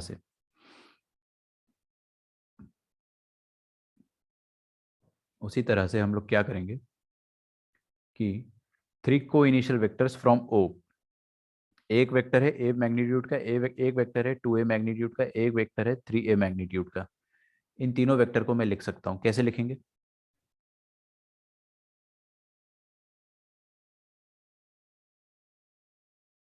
लिखो vectors in the direction of O A vector, vectors in the direction of OA can be written as, या तो डायरेक्शन ऑफ OA डायगोनल ऐसा लिखो, डायरेक्शन ऑफ OA डायगोनल। ठीक है, डरो मत आप, है ना, क्वेश्चन थोड़ा सा है लेंदी। देखो ये OA डायगोनल आपको दिखा, सबको दिखा, ये वाला ग्रीन वाला, डार्क ग्रीन वाला, ये डायगोनल का डायरेक्शन कितना हो जाएगा? इसके अलावा कोई भी वेक्टर अपने को पता है, कौन सा वेक्टर पता है? जे कैप प्लस के कैप। क्या ये जे कैप प्लस के कैप एक यूनिट वेक्टर है? नहीं, ये यूनिट वेक्टर नहीं है। क्यों? क्योंकि इसका मैग्नीट्यूड √2 आएगा, 0² प्लस 1² प्लस 1²।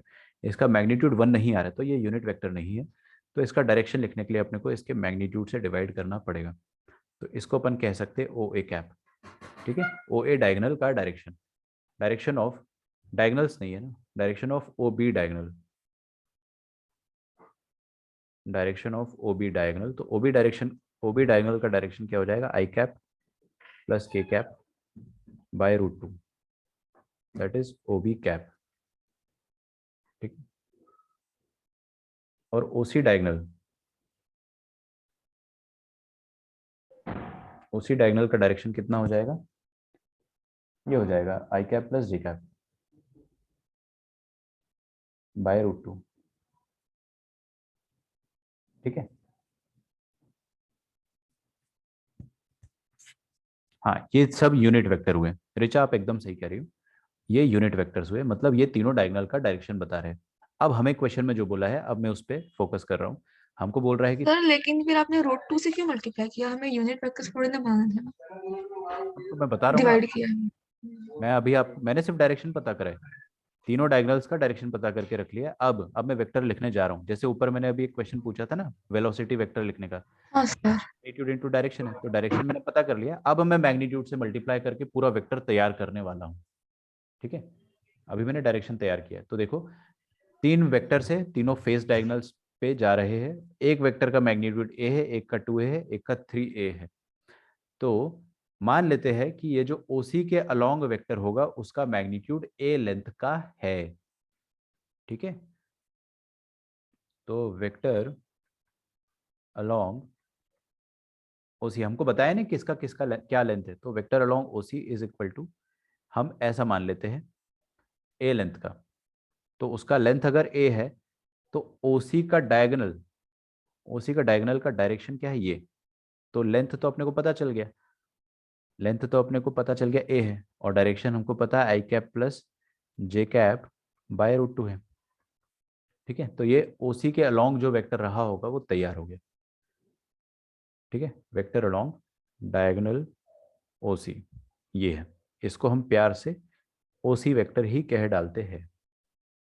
ठीक है, अच्छा, वेक्टर अलोंग डायगोनल ओबी, ये ओबी के अलोंग जो वेक्टर है वो कौन सी लेंथ का होगा? या तो वो 2a लेंथ का होगा, या तो वो 3a लेंथ का होगा। हम कुछ भी मान लेते हैं हमारी मर्जी से, मैं उसको 2a लेंथ का मान लेता हूँ। ठीक है, तो ओबी के अलोंग जो डायगोनल है उसको मैंने 2a लेंथ का मान लिया, तो उसका लेंथ 2a हो गया, और ओबी का डायरेक्शन से मल्टीप्लाई कर देंगे तो वो वेक्टर तैयार हो जाएगा। सर फिर यूनिट वेक्टर्स डायरेक्शन बताते हैं क्या? हाँ, यूनिट वेक्टर डायरेक्शन बताते हैं, बिल्कुल डायरेक्शन बताते हैं। Unit vectors just show the direction, वही तो मैं बता रहा हूँ इतने दिनों से। तो vector along diagonal O B,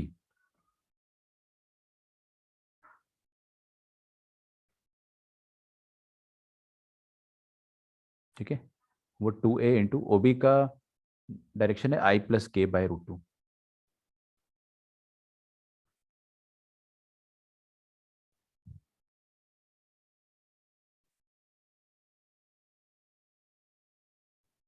ठीक है, तो ये आ जाएगा ओ बी वेक्टर मान लेते हैं इसको अपन, और वेक्टर अलोंग डायगोनल ओ ए, उसको हम मान लेते 3a लेंथ का है। आप चाहे तो इसको 3a का मान सकते हो, आंसर आपका तीनों से सेम आएगा, कहीं पे कुछ दिया नहीं ना आपको। तो 3a लेंथ का OA के अलॉन्ग, तो OA का यूनिट वेक्टर क्या है या OA का डायरेक्शन क्या है, उसका यूनिट वेक्टर। तो OA का डायरेक्शन जो है वो ये है j+k/√2। जस्ट अ मिनट, तो j+k/√2, ठीक है।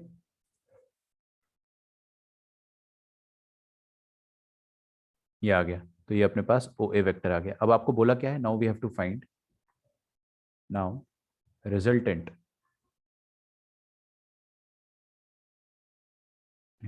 Of OA vector, OB vector and OC vector अपने को फाइंड करना है। तो रिजल्टेंट किसी भी वेक्टर का आपको निकालना है तो तीनों को जोड़ दो, OA vector plus OB vector plus OC vector. तो तीनों को जोड़ देंगे तो उनका जो रिजल्टेंट है वो R वेक्टर आ रहा है, ऐसा क्वेश्चन में कहा है, वो R वेक्टर आएगा। तो R vector is equal to this, ऐसा लिख लेते अपन। हाँ,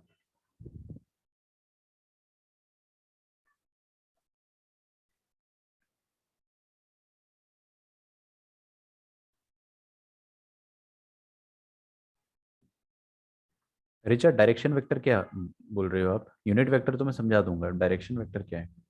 सर मतलब यूनिट वेक्टर किस डायरेक्शन वेक्टर बना? क्या होता सर है? जो आपने पिछले वाला जो एग्जांपल बताया था वेलोसिटी का, उसमें आपने मैग्नीट्यूड और आपने देखो, कोई भी आपने वहां पे मैग्नीट्यूड इनटू अपोजिट डायरेक्शन, मतलब उसका वेक्टर का मल्टीप्लिकेशन किया। ये गाड़ी है, गाड़ी इस दिशा में चल रही है, गाड़ी के स्पीडोमीटर में आ रहा है 10√3 मीटर पर सेकेंड, ठीक है। स्पीडोमीटर में ये लिखा आ रहा है। अब ये मत सोचना कि स्पीडोमीटर में रैशनल नंबर कैसे आएगा, आ रहा है। अब आपको गाड़ी का वेलोसिटी वेक्टर बताना है। तो वेलोसिटी वेक्टर क्या होता है, जो उसकी वेलोसिटी का मैग्नीट्यूड होगा, that is speed 10√3 into direction. Direction मतलब इस वेक्टर का कैप, इस वेक्टर का कैप क्या होगा, या इस वेक्टर का यूनिट वेक्टर। इस वेक्टर का यूनिट वेक्टर डायरेक्शन शो करता है। तो ये पूरा वेक्टर डायरेक्शन के लिए हम यूज नहीं करेंगे, सिर्फ इसका यूनिट वेक्टर यूज करने वाले हैं। I cap plus J cap plus K cap, और इसका यूनिट वेक्टर निकालने के लिए आपको इसी वेक्टर को इसी के मैग्नीट्यूड से डिवाइड कर देना चाहिए। तो ऐसे अपन ने डिवाइड कर दिया √3 से। तो ये वेलोसिटी वेक्टर इस गाड़ी का क्या आ गया, उसकी स्पीड इंटू उसका डायरेक्शन। आ रही बात समझ में? तो now this is complete velocity vector of this vehicle. तो मुझे लगा था कि बस दोनों मल्टीप्लाई करते हैं, मतलब यूनिट वेक्टर नहीं होता उसका। हाँ बिल्कुल, मैग्नीट्यूड से यूनिट वेक्टर को मल्टीप्लाई करते हैं, ठीक है ना। ओके,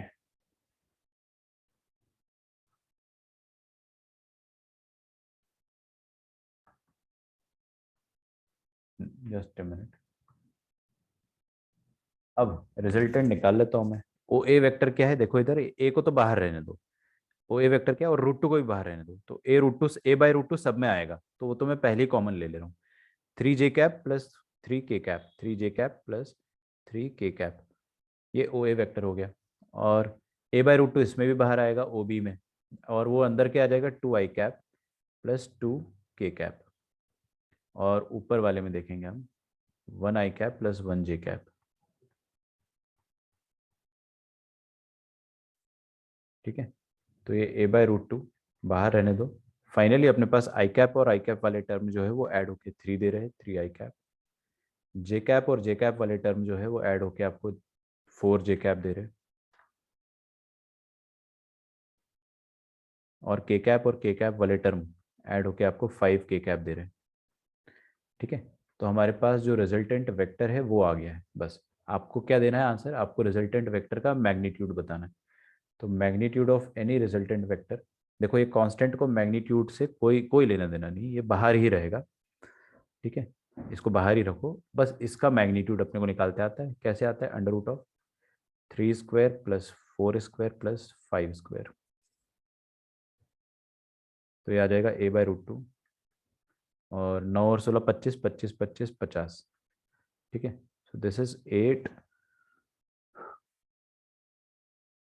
बस इतना ही है ना, यही तो आपका फाइनल आंसर है, A/√2 इंटू, ठीक है। कंप्लीटली अगर आपको सब कुछ रूट में रखना है तो 50/4 आ जाएगा, A इंटू √50/4 मतलब 25/2, ठीक है। तो ये क्वेश्चन थोड़ा सा मुश्किल था but it is very conceptual. आपने 3 अलग अलग वेक्टर लिखे। पहले देखो, सुनो मेरी बात, अब आप ये जो x है और ये जो y है, इनसे बनने वाला प्लेन क्या कहते हैं अपन? इसको एक्स वाई प्लेन कहते हैं। ठीक है, एक्स वाई प्लेन के बीचों बीच जो डायगोनल आता है उस पर, उस डायगोनल का डायरेक्शन अगर आपको लिखना है तो उस डायगोनल का एक कोई भी वेक्टर लिख दो। ये वेक्टर मैंने लिखा, ये यूनिट वेक्टर नहीं है ना, this is not a unit vector, but ये वेक्टर इसी डायगोनल के अलोंग है। ठीक है, इसका लेंथ √2 है। तो हमने क्या कहा, इसी डायगोनल को पहले लिख देते क्योंकि इसको लिखना आसान है। हमने लिखा और इसको लिख दिया है तो इसका यूनिट वेक्टर लिखना और आसान है, just divided by its magnitude. तो हमको इस डायगोनल का डायरेक्शन अच्छे से पता चल गया। उसी तरह इस डायगोनल का भी डायरेक्शन पता चल गया, इस डायगोनल का भी डायरेक्शन पता चल गया, और तीनों डायगोनल्स के डायरेक्शन पता चल गए तो तीनों के अलोंग ए लेंथ, 2a लेंथ और 3a लेंथ के वेक्टर्स हम आराम से लिख पा रहे हैं, है ना। बस किसी को भी कुछ भी ले लो तो आपके पास तीनों वेक्टर्स इस तरीके से आ जाएंगे।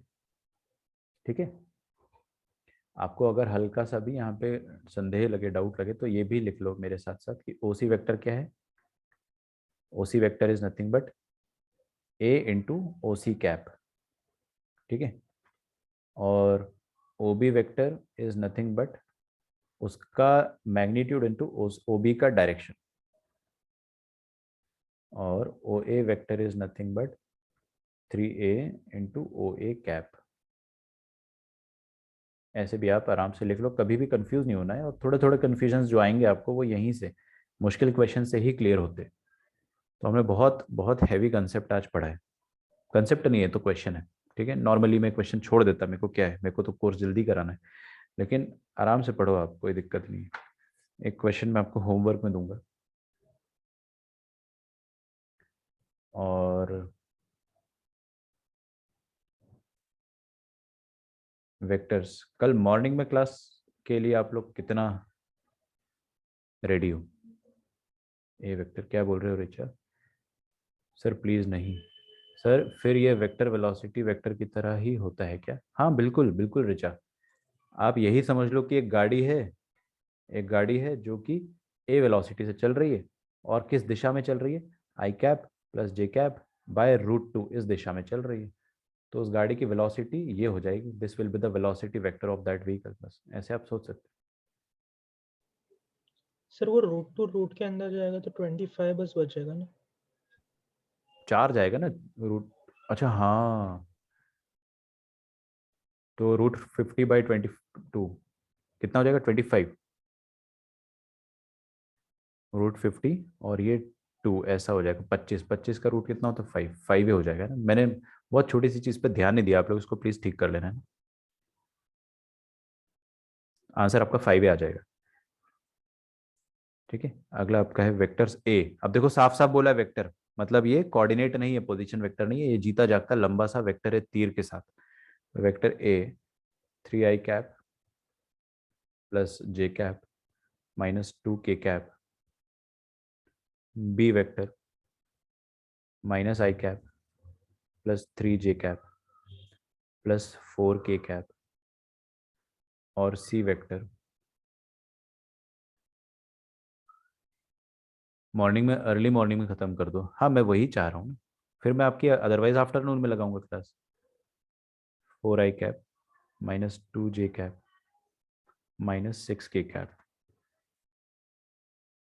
संडे को मैं छोटी क्लास रखूंगा, 1 आवर की क्लास। ठीक है, वैसे संडे को लंबी भी रख सकते हैं, 1.5 रखेंगे, उससे ज़्यादा तो नहीं करूँगा। Constitutes sides of triangle A B C, then length of median bisecting vector C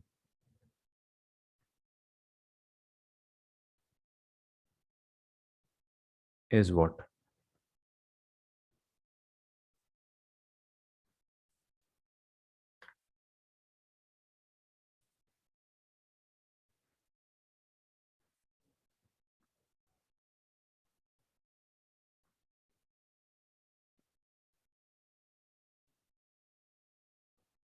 sir 4 साल से नींद नहीं हो रही है, सुबह में शाम में रख दो। ऐसे मत बोलो यार, मैं कोरोना आ जाएगा। शाम में रखोगे तो यार तुम्हारा फिर क्या रहेगा ना कि दिन भर दिमाग में यही चलेगा कि शाम में क्लास है, शाम में क्लास है।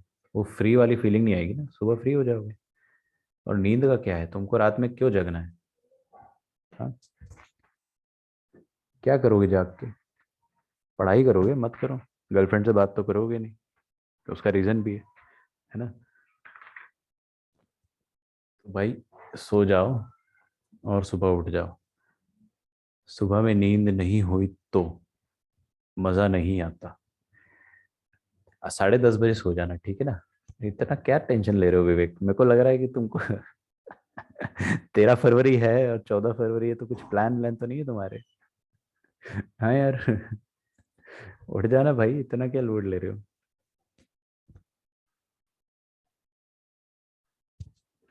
चलो।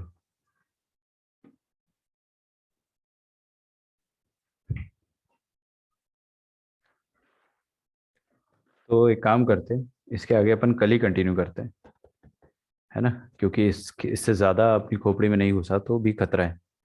तो कल अपनी क्लास रहेगी, मॉर्निंग में ही रहेगी। विवेक सुस बिहेवियर दिखा रहा है सर। हाँ यार, समझाओ थोड़ा अपने दोस्त को यार। आदित्य, कुछ लफड़ा तो नहीं है ना इसका? हाँ, लफड़ा नहीं होना चाहिए। सर नाम बताओ कौन था ये? तुम्हारा बेस्ट फ्रेंड था। समझ जाओ बस। चलो ठीक है। मॉर्निंग में रखेंगे हम लोग क्लास कल। तो अर्ली मॉर्निंग रहेगी, क्लास लेके तुरंत फ्री हो जाओ, पूरा दिन आराम से चिल मारो, ठीक है। और नहीं हुआ तो नहीं भी रखेंगे, बट मैं आपको नोटिफिकेशन डाल दूंगा। औरत का चक्कर बाबू भैया, देख रहे हो अमर भी तुमको सब अब तुमको सब अब इल्जाम लगा रहे तुम पे विवेक, है ना। कुछ है गड़बड़ तो बता दो। सच में क्लास नहीं रखूंगा मैं। चलो ठीक है। तो कल अपनी क्लास रहेगी सुबह सुबह, 8 बजे रख लेते हैं, है ना। तो 8 से 9 पढ़ा दूंगा मैं आप लोगों को।